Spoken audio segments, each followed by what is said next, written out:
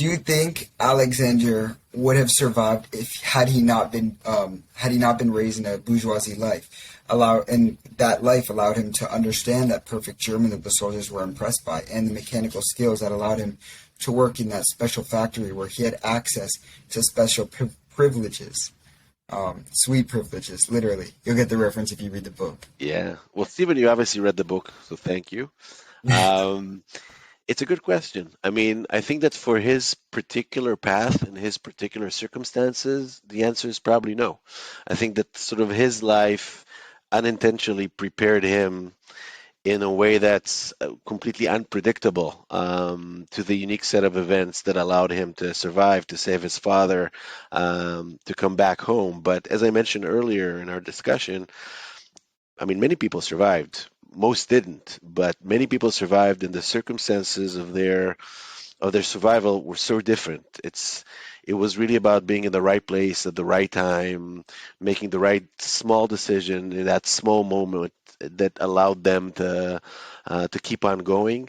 And many of the people that survived didn't have his background or didn't have his control of languages and didn't have his technical expertise, and they still managed to survive.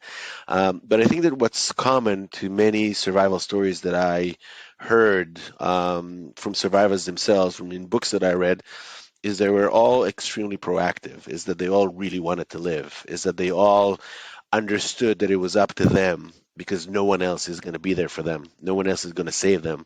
And it was up to them to save themselves, save their family, save other people around them.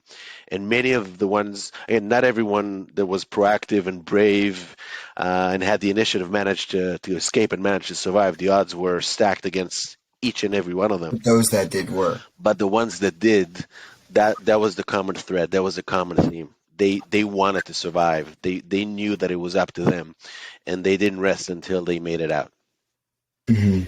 It's the power of the human spirit, you know.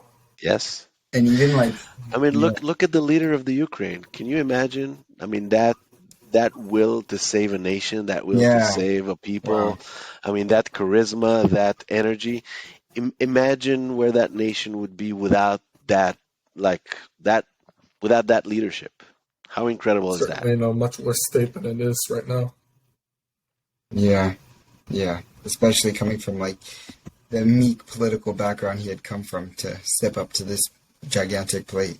Yes.